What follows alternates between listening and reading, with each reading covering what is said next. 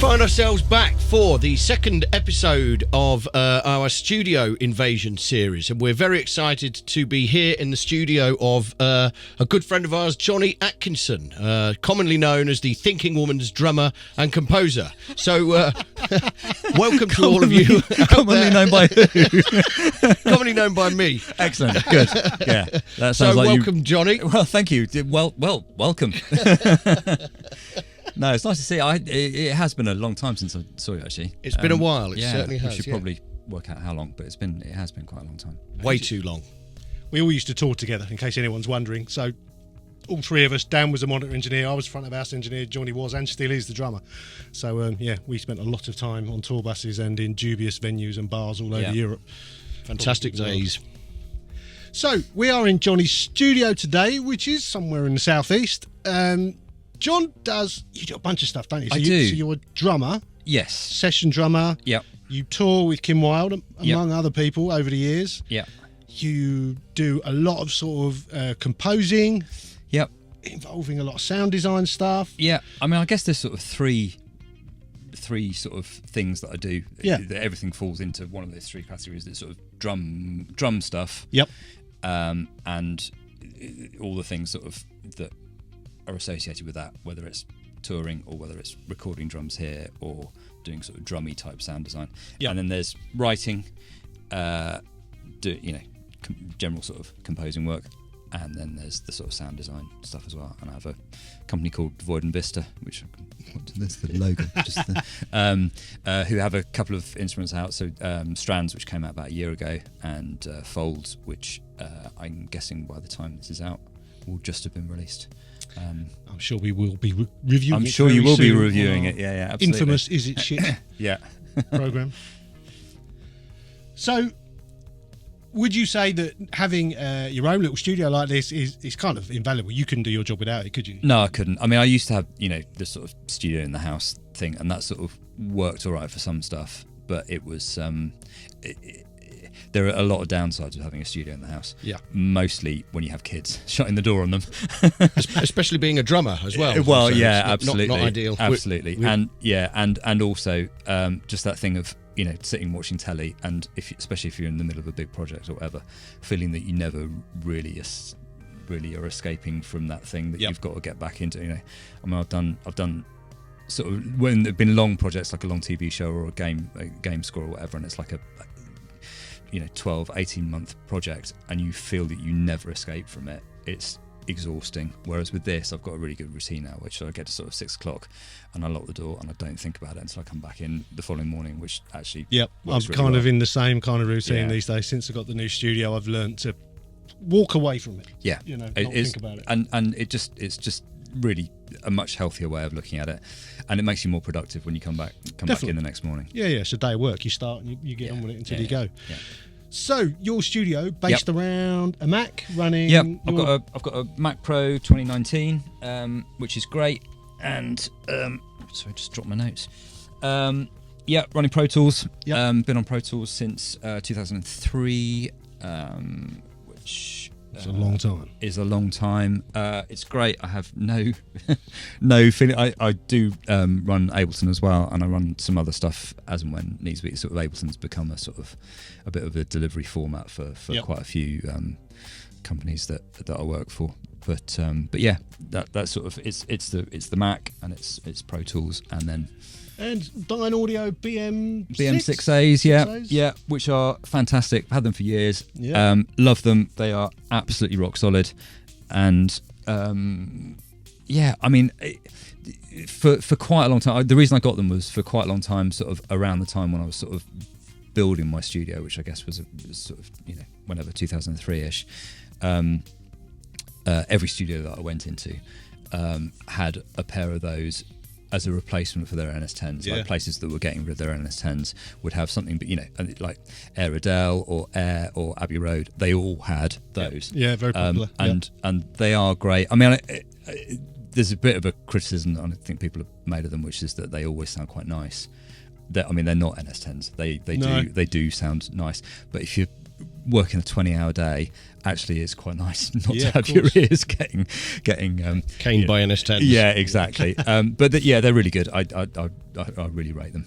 Cool. And you record drums in this room. You can't really I see do, it. The other yeah. end is Johnny's. There are lots of drums. Lots of drums Yeah. over there. There's a beautiful Yeah. blue Gretsch looking at us. Yep. So you've invested quite heavily in very good mics and Yep. some really cool preamps. So Yep. talk us through your preamps to start So with. the preamps, I've got the Audient ASP 880, which is sort of fine. Yep. It's nice that it gives you the option to sort of change the impedance quite dramatically. That's good for ribbon mics. and It's stuff, great yeah. for ribbon mics. So you can make it sound quite sludgy and sort of old, and you can make it sound quite sludgy. Yeah, that's me describing a 1970s Neve. Do you like that? Nice. They may not want to use that on their marketing, but or sort of quite hard and fast sounding like an API. They are good. Above that, I've got the Yamaha. What's it called? AD824, which is brilliant. It sounds massive. Do you know what? I remember when we had a conversation when you were Yeah. thinking about buying that. Yeah. And not long before that, when I was touring front of house for a long time, my desk of choice was the Yamaha PM5D. And I used to carry a rack, remember, with Yeah. preamps. And I was bypassing the preamp on the PM5 because I don't know why. I think because it was a digital desk and it was early days-ish of digital desks, I assumed it wouldn't be very good. Then I started using it, realised this sounds amazing. Yeah, they are really, really good. Actually pretty good. I mean, so it's basically 8 channels of just the preamp. So there's no nothing on that. You've just got gain, so you Yeah. can't even flip the phase on it, which is a little bit irritating. But I paid £100 for it, so That's insane. Happy you know, days. Yeah. honestly. And I've had APIs in here, and I've had Neve 1073s and 1081s, and there wasn't anything that made me want to See, I change that. guarantee you in the comments, someone will be kicking off any minute now. Yeah. No, Yeah, that great. can't be Yamaha, Well, no. Yeah, whatever. Use your ears. And yeah, use your ears. And I've got the DAV broadcast gardens. I'm thinking about getting one of those. They're really good. Yeah. They are really, really good. They're very, very low noise. Yeah, I'm really impressed with that. So if I'm doing something that is if I'm doing something with a laptop somewhere else, I take that as my as my preamp. And so all the recordings and strands were done with that. Oh, wow. Okay, cool. Yeah, it's great. I mean, low noise is sort of where it's at, really. And you're running an Orion interface, Antelope Orion? Yeah, the Antelope Orion, which is really good. I love it. I've had pretty much all the different types of converters over the years. I know. And yeah, I've had these for the longest. I sort of, it's tricky, isn't it? When I first started, to be able to run Pro Tools, you had to have Pro Tools hardware. You did, yeah. And it wasn't particularly great. Particularly the digital to analog conversion wasn't particularly great. So I had that and a stereo benchmark thing, which was like $2,000. It was like $1,000 per channel. I had that for a bit, and it just was a bit faffy, although it sounded really good. And I got rid of that and went to Apogee for a bit, which was fine. And then I got that, and those are great. Yeah. And yeah, I do see those in quite. There's a newer version which I think has basically got the same converters in it, but it's just you've got the option to have effects. Well, I borrowed that off you, didn't I? I rented it off you to do mix one of Kim's albums in 2018, and I went through a Mac into that, out of that into an SSL.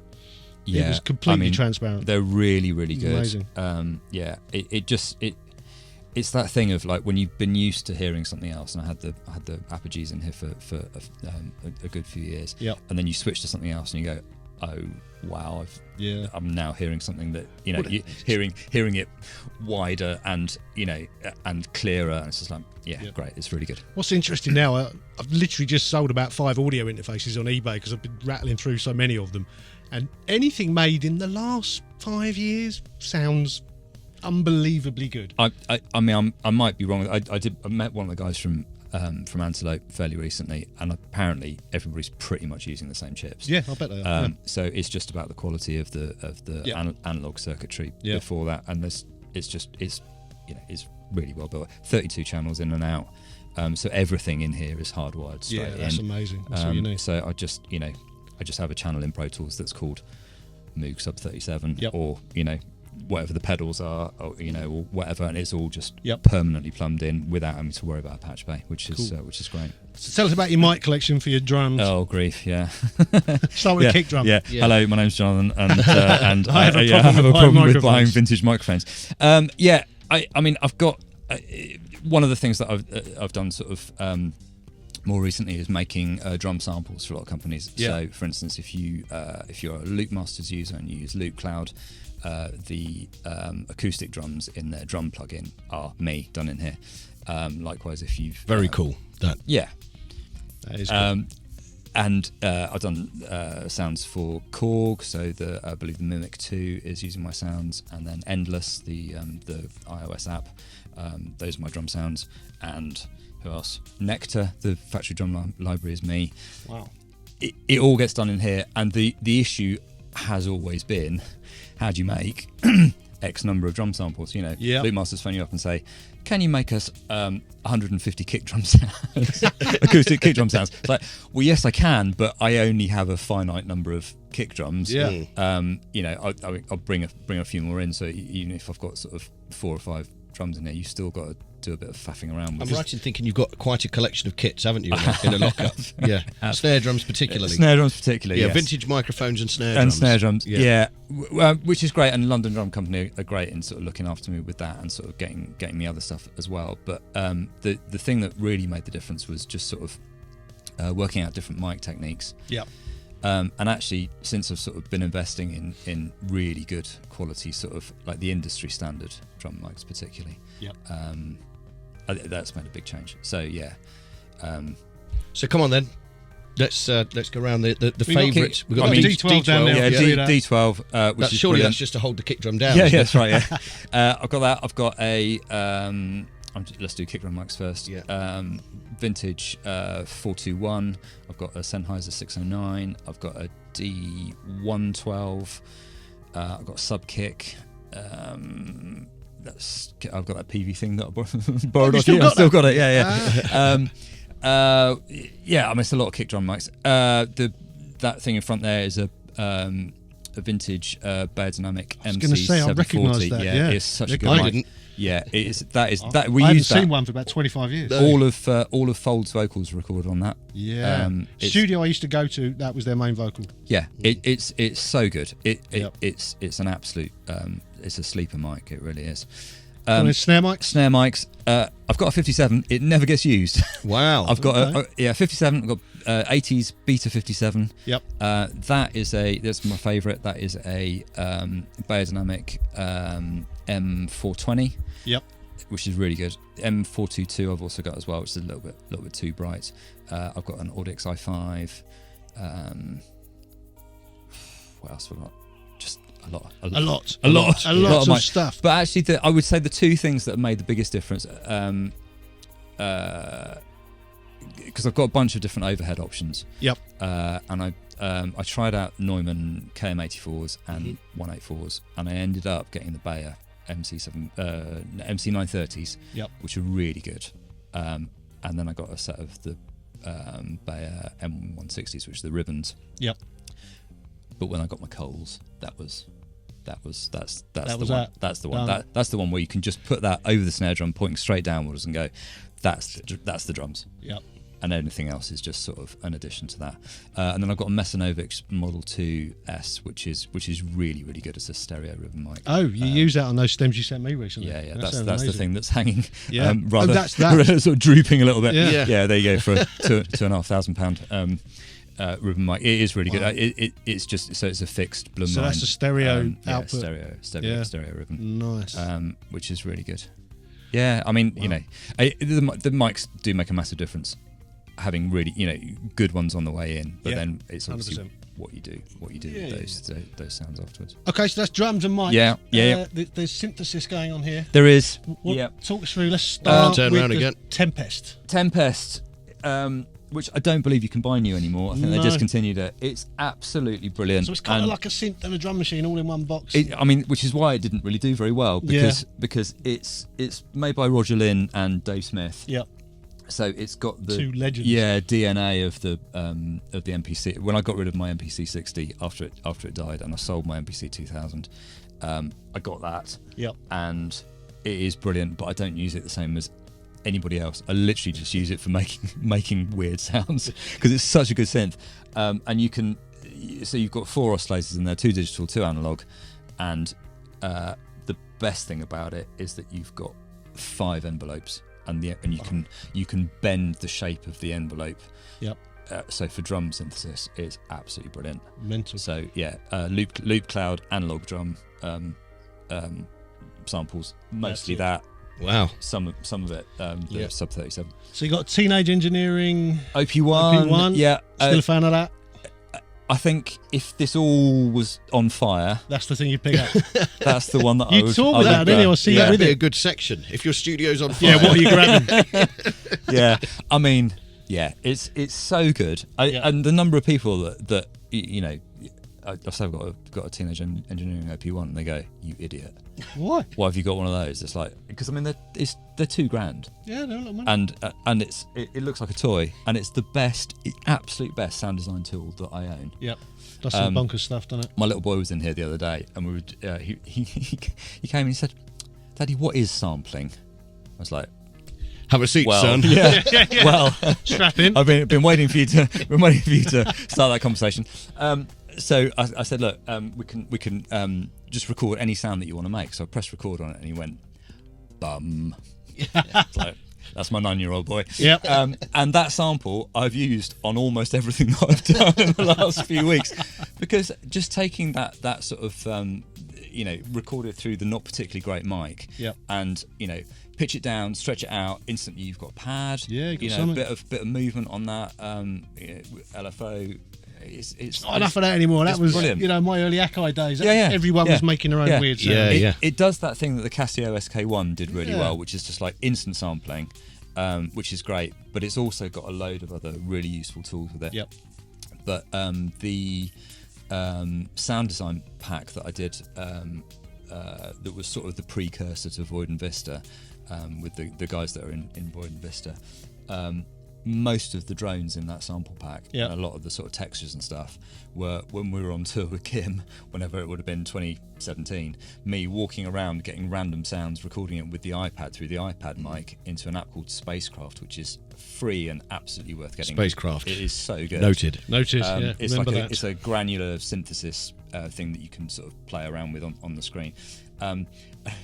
There was one time when Emily was making a cup of tea, and she turned around and I'm sort of stood right behind her, recording her making this cup of tea. And she's like, "What are you doing?" I was like, "Well, yeah, I'll show you." Using the granular engine in that sort of made this sort of really extended, rippling sort of drone. Yep. Record it into the OP1, and then you've got a playable sort of weird textural synth, and it's that whole process has taken 30 seconds. I mean, it's so instant. Crazy. Yeah, it's so instant. Very creative as well. Very, yeah, love It's that. so much fun. I mean, they are crazy money, and I do. I mean, when I bought that, they were like 600 quid, and then the price, and they just bought out a new version that has So, yeah. fixed some of the little sort of niggling issues that they had with that. But if you can get a second-hand one of those for not loads of money, it's definitely worth it, because they are really good.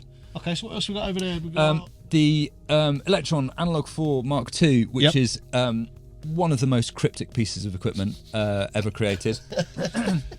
looks I like love it. might be. When I did a score for a Sony PlayStation game a few years ago, and there's a bit of a thing with writing for games, which is that quite a lot of virtual instruments will specifically preclude you from using their virtual instruments in a game score. Really? Yeah. Ah.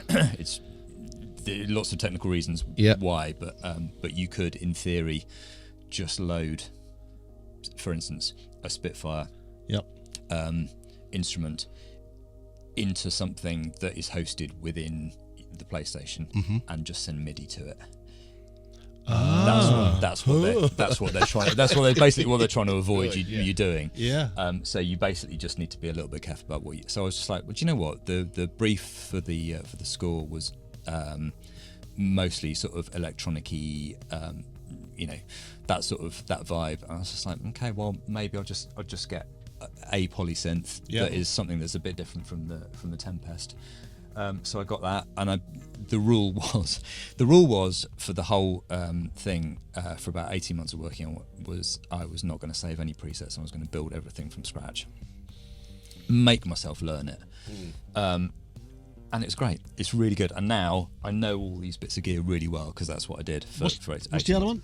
For this. No, the black one on the side. That's an analog heat. That is it's a distortion.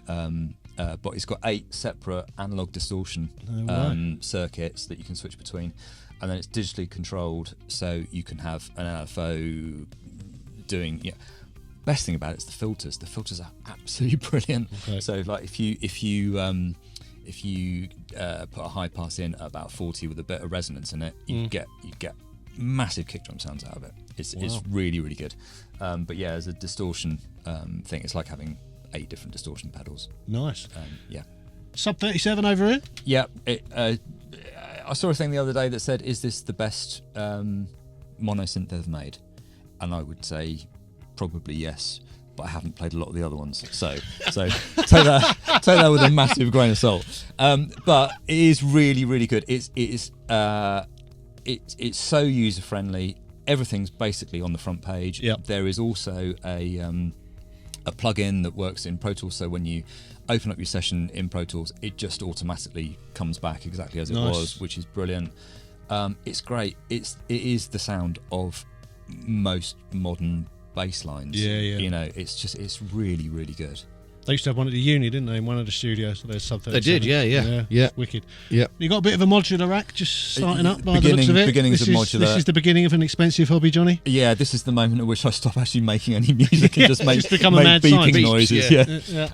Yeah. I mean, it's basically an effects rack. So I've got clouds there. Yeah. Which is granular resynthesis and delay.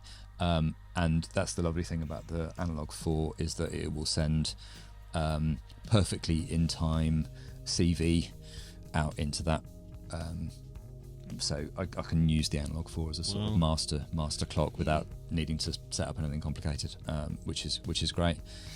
The Shruti, which doesn't get as much use as it should do, for mostly for the reason that the writing on the front panel is quite small. Yeah, I was going to say I can see that, but what I mean is I can't see that. No. I can see there is writing. It's pretty gnarly. Yeah. It'll get right out there quite I've quickly. never even heard of a Shruti. No. Yeah, it's Mutable Instruments, so they don't make it anymore because I think Mutable doesn't exist anymore. But yeah, it's fun and gnarly. Blimey. I'm impressed, Johnny, with the selection of synths. Yeah, there's there. a lot of cool stuff going on. Yeah, and it all gets used, Yeah. you know, all the time. I think if I was to sort of try and pin down my thought process for sort of starting any piece of work is to be as different as I can from all the other people that might be on the writing team that will just have a bunch of virtual instruments that everybody's got.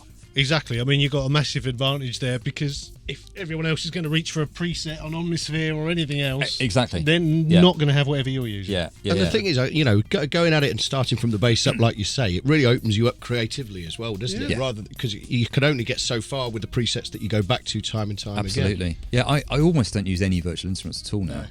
If I do, like maybe I'll make something in Contact myself from my own samples, but I find that much more satisfying than doing that sort of preset surfing thing that people do. Which brings us neatly on. Yeah, I was going to say, yeah. It's time to talk about plugins. Yes. Okay. That's why we're all here. It's one of the reasons why we're all here. Let me. I would just say that hardware I find much more fun. Yes.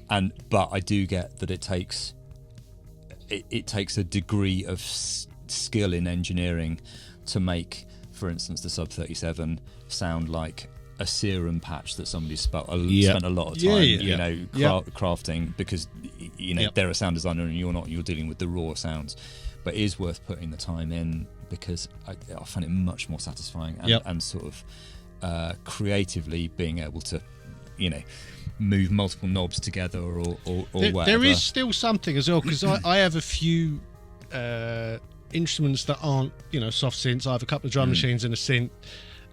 I still think they sound different. Yeah, there's something about recording a real synth or drum machine in. Yeah, there's just something there. I can't describe it or see what it is on a scope or anything, but there's something different. Well, the other thing is, Rick was saying when we were speaking to him, is that you get that sort of, it's almost a eureka moment when you're working with tactile sort of synthesis. Yeah, you know, that's true.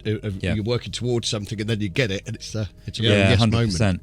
And I would say that not only with the synths, but also with the drum stuff as well, because you know a lot of what I do, not necessarily kit, but like create sort of interesting rhythmic textures with, you know, there's a bunch of like Native American drums there, or there's a baron, or there's a you know, a load of random sort of percussion stuff that is obviously off camera, but like sticking a mic in front of that and doing something with that, and like maybe you can gate it and then quantize it, and that's an interesting electronic-y hybrid acoustic texture that nobody else has got, and it takes no time to do it, and I'd far rather do that than find a loop, for instance. I'm feeling a bit inspired.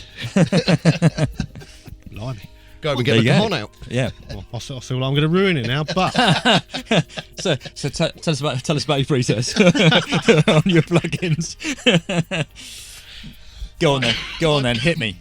right. So we're going to ask you for your top 5 plugins. Now, whether it's the top 5 overall or the top 5 any particular category, up to you. This is tricky. This. It was his. Yeah, because obviously there's quite a few, and I was wondering if I was going to find a way of cheating your the numbers. Sean did say you could give us a top 5 of each individual category. Well, so I've got a list of things that I use absolutely on everything. Okay. And there are sort of reasons why. Well, I'll tell you what. Yeah. I'll let you have As many as I want. any 4 in any order. Yeah. But your number 1 has to be your favourite. Okay. The thing that I couldn't live without. Okay. Okay. Well, I tell you what I can do. Here's what I can do.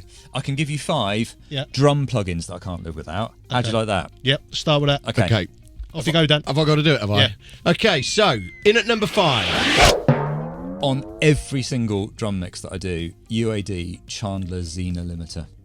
Absolutely. Ooh, controversial. Absolutely brilliant. Right. I could not live without it. Nothing else does that combination of really smashing a sound and making it sound bigger and fatter and crunchier. It's really good. Excellent stuff. In at number 4. You're not going to like this. Good. Didn't like the last one. It's Pro Tools only. It's Avid's Heat. Okay. It is a saturation tool that behaves a little bit like a console. It just runs across the whole system, and the louder you have something in a mix, the crunchier it gets. It's really good. That does sound quite cool. That does sound quite Yeah, cool. We'll I think there are other similar things that, you know, people do other similar things. This is, you just switch it on. I can think of at least 2 other people who'll be thinking he's right. Big Pro Tools users. Fair dues. Brings us in at number 3. I should have thought better about which order I'm doing these, but yes. So drum plugins, Zonaptic Intensity. I use it on everything. It's a bit of a CPU hog, but it's worth it. It makes everything sound better. You keep turning it up, and it's a betterizer. It's really good. We like those. Yep. There is a better maker, isn't there? There is a better maker. There is. Several. Yeah, it's really good. Which brings us to number 2. Amec Mastering Comp. Oh yeah. It's really good. Yeah, one of our favourites. Yeah, it's really good. Yeah, I mean, it makes everything sound better. Somehow, it just does. It is really, really good. I use it on absolutely everything. And weirdly, I've found, more I've used it, the easier it is to set up. Yeah. When I first started using it, I'm like, oh, this is tricky. I've sort of started gravitating to almost always doing almost the same thing with every one and just changing the threshold. It just always sounds good. So long as it's not something where you want to smash it. No. But where it does a lot of things very, very well. Yeah. And at the end of a chain, it just makes things sound better. It thickens things up. It does. It? It's In a really weird good way. on vocals as well, actually. I've got to say, it does sound really good on vocals. Interesting. Never tried that. Yeah. Okay. We'll be There we trying go. Which brings us, Johnny, to Number one. It's got to be the Sony Oxford Drumgate. that. Ooh, It is okay. so good. left field. Yeah, Old it's school. so Yeah. good. Yeah, it's if you're doing anything with live drums, Yep. or live percussion, or anything transient-y, and you need to just tighten it, it's absolutely brilliant. So what is it about that? I mean, a gate as your number one. It's really throwed me that. I know. So I sort of came from the background of sort of as a drummer not really liking gates and the whole concept of them, but you do sort of need to have that level of control, especially in a smaller room, and especially if you're trying to do something that sounds really tight and dry and you know, almost like a boxy sort of thing. You need to be able to gate stuff because things are going to be ringing, and you need to stop that. And in a room where you might have comb filtering, which particularly affects toms, being able to just completely get rid of them without sort of manually going in and muting, it's really good. But then you can change with the Oxford drum gate, you can change the length of the sustain for different frequencies. So you can, if you want to, make a floor tom go doo, Right. or you can make a shaker, if you want to use it on a shaker, be really tight and you know, and bright. Scott, we said gates, the SSL gate on the E-channel plugin that's not long been out on shakers is next level. You can completely change the rhythm of it. So cool. It is really good, and the Sonox one it's not, because it's not just a gate, it's also a sort of, you can set it to learn how it triggers. So it'll, you know, if you've got a kick drum and a floor tom that are in the same sort of ballpark, or the mics are quite close to each other, you can get it so it just triggers off the tom, which is just really handy. Pretty cool. That's brilliant. Yeah, it's really good. That's a cool top 5. Good. That's lucky. Yeah. Slightly busked that. It's all good. Even though I looked at my list. Right. Yeah. Right, and then I've got another list. What's this one? This is a list of things that I can't live without In my life. Okay. What, hardware and software? No, plugins. Plugins you can't live without. Plugins I can't live without. So I can actually live without this first one, Okay. but Just put it on the list anyway. I put it on the list anyway, but only because it's been replaced. But I would say the thing that was a big change for me, plugins wise, was getting the Metric Halo channel strip. It is a really, really, and you can get it for like 20, when it's on sale, it's like $29 or something. And I got it because Serban Ganea was using it and just raving about it. Not to me personally, obviously. Never met the guy. I'm sure he's lovely. But just sort of saying, you know, this is what I use. When Serban stopped using his SSL and went fully in the box, that's what he chose, and I totally get it. It's absolutely brilliant. I used to use it. Yeah, that was on everything for years and years and years. And only about a year ago, I moved to the BX AMEC 9099, which is that but vibeier. Yeah. But they're both really good. Yep. Fab Filter Pro Q. Yeah, everyone Can't live without that. You know, just being. I think I'm one of the only people that doesn't use it. Yeah, I mean, I do like it. Because it's not just an EQ, it's that thing of being able to sidechain it from another instance of itself. Oh, it can literally do anything. Yeah, it's really good, and you know, being able to just sort of see visually, which I know you shouldn't really do, but like if you're going, what is it that I'm hearing that I need to get rid of surgically, and you can just drag out that thing that is pinging at a certain frequency. It's really good. Very cool. Oak Sounds, Spiff and Soothe. Both of those. So we reviewed both of those, didn't we? We didn't particularly like Spiff. Okay. But I think we quite like Soothe. Yeah, I think you're right. Soothe is great. amazing. Spiff takes a little bit of time to get used to it. I would say that for live drums, Yep. it's probably the best of all the transient designers, and I've got all of them. Okay. It over a it is really good, but you've got to just dial it in. You can't, you know, if you have it on 100% wet, it'll start sounding a bit strange. I mean, it is really good, but like you can make the drum bus sound way more aggressive with it in a good way, and then just sort of blend that in. Maybe you have to revisit that one then. Yeah, I really like it. Okay. I mean, you know, Newfangled. You're a big fan of theirs. I'm a big fan of their stuff. Well, the Invigorate we looked at, because what you said, that was awesome. It's really good. I mean, they're all good. So there's a mastering bundle called the Elevate bundle, I think it is, and it's got an EQ and a transient designer, and then you also get the individual parts as well, and the transient designer in that, which is called Punctuate, is very, very good. So that's like whatever it is, 26 different bands that you can, you know, make more transient-y, or you know, or take the punch out of it. That's really good. Wow. And then The last two, Go on. I mean, absolute classics. Altiverb. I don't think I've ever done a mix without Altiverb. No, you're a big fan, aren't you? Yeah, it's so good. As a sound design tool, it is absolutely brilliant. Yeah. You know, because sometimes you might need to put something in a different space.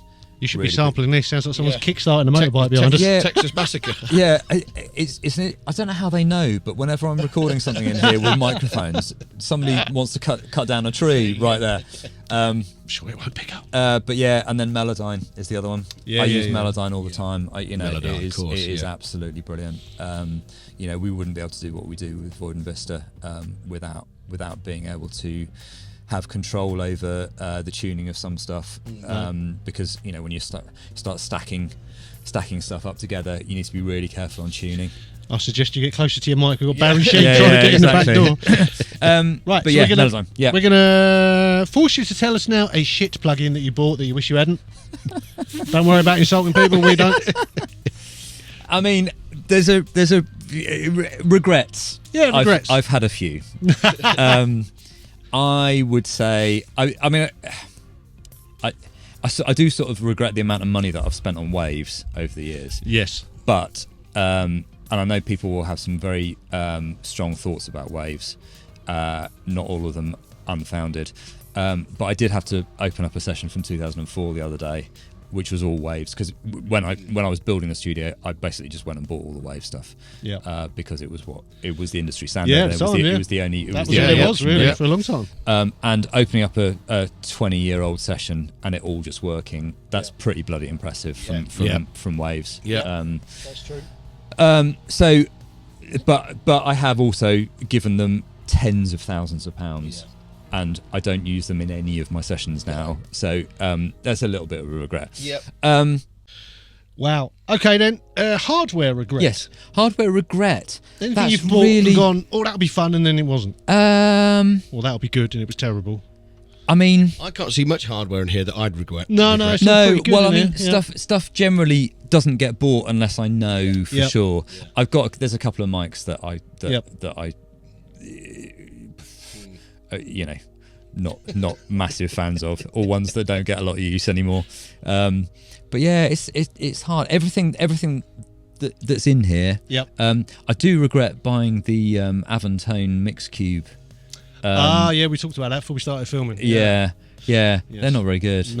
No, they're a good way to bring doubt into the mix process. it's just the one thing you don't need. You don't want, You don't want doubt. If you feel your mix is just about there, and then you want to be confused about whether it's finished or not, get a set That's of the those way to up. do it. Yeah. That's always an interesting thing, isn't it? When you fire up a new pair of monitors in a studio environment that you know well, what you don't want is for you to go, huh? Yeah. You kind of want to go, oh, right, I need to fix that. Yeah. Or, oh, that sounds like I thought it should. Yeah. You don't want to be confused. Yeah. And if so, I got rid of my Avantones, and my very good friend Billy. Yep. Is he down there? He's very small. He's just very down here. small. Yeah. Bought me this, which probably was, I don't know, it was probably a few quid. Is that a speaker? It's a little speaker. It's a little. It sums to mono. You just plug it into the headphone output. Yeah. And like, if you've got too much going on under, say, 45 hertz, Yeah. it just starts farting. Ah. And it's brilliant because there it you also, because it sums to mono. You know whether your mix is nicely in phase, and also if the snare and vocals are at about the right level. Yep. That's what you hear. It's Very cool. That's It's very brilliant. cool, yeah. It's really, really good. Just like the little boombox I have. Yeah. I know when I'm mastering trap, or drill, all that stuff with a massive 808 at the bottom. Yeah. I keep pushing it until it farts, and then I pull it back a bit. Yeah. And I know that's banging. No, that's right. Yeah. Exactly. I mean, having those, I have the speakers on the TV behind me sort of plumbed in as well, and sort of just as a different option, sort of stereo. They don't sound particularly nice. Yeah. Just does it work in that sort of 500 to 3K sort of region, which is important for dialogue. You know. And if it does, then yeah. Okay. And in an idea that you had earlier in this episode, if your studio was on fire, you can grab one thing. One thing. What you grabbing? It's the OP1. It's the OP1. Yeah. Cool. Yeah. Awesome. It's so good. I honestly, It's easy to carry as well. So yeah, I have so you could much. probably get that I have and something so else. much fun with it, and you know, if you're doing something, so I'm part of a writing team that does quite a lot of American sort of reality TV Yep. type stuff. So we've just been doing like Real Housewives of Beverly Hills, season 13, which whatever. I bet you love watching that, Johnny. The Traitors, season 2, which was quite good fun. I have watched that. yeah, It was amazing. Yeah, You it was, did that. which was all good. That was very good. I think the thing that makes my stuff sound a little bit different from everybody else is putting weird stuff on it Yep. that I do with the OP1, and it's so quick and fun and just like. It's great to come up with like weird textures or whatever. I'll go out and the whatever Yes, the leaf yeah, leaf blower out there is going to end up on a track. That's either Waves or Acoustica Hit Squad. They're threatening us with chainsaws outside the door. We're going to get beheaded any second. Yeah. Wow. All right. Well, I think we've covered pretty much everything from drums and mics and preamps Yep. and plugins and monitors, Synths. synths. What else is a there? lot. What else is there? Don't know. That's pretty much everything. I mean, I own a guitar, but I couldn't tell you anything about it. Yeah, I mean, you know, I think that fun thing. I mean, I guess a lot of the people that are watching this, you know, won't be doing music professionally. They'll be doing it for fun. Guess And so. I think having something, learning a piece of equipment. Yep. Really well, whether it's a synth or, I mean, this could apply to a plugin as well. But you know, learning one thing really well, Definitely. and to the point that you can do anything with it. I think that's probably much better.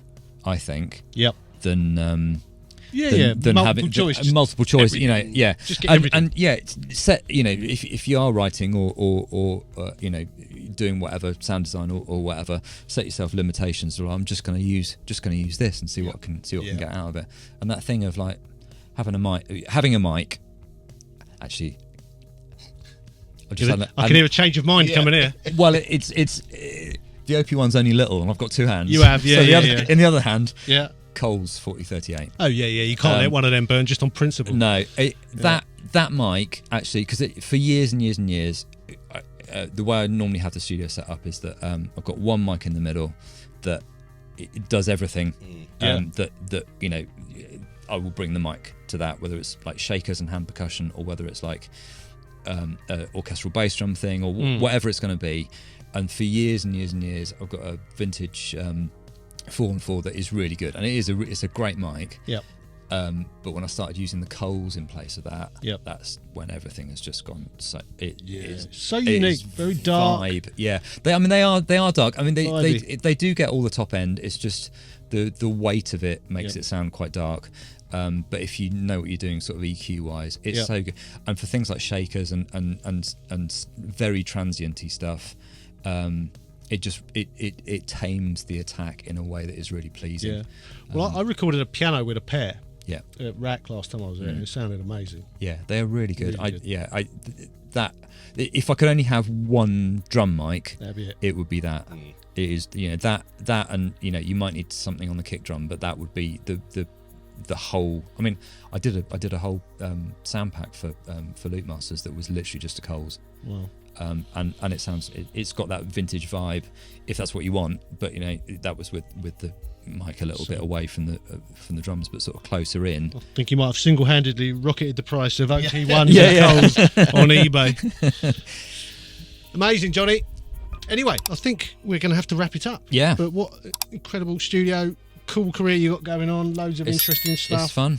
It's good. Thanks for having us down to You're welcome. poke Thank you very around in much. your studio. Anytime. It was lovely to see you. Cool. See you soon. See ya. Bye. Later.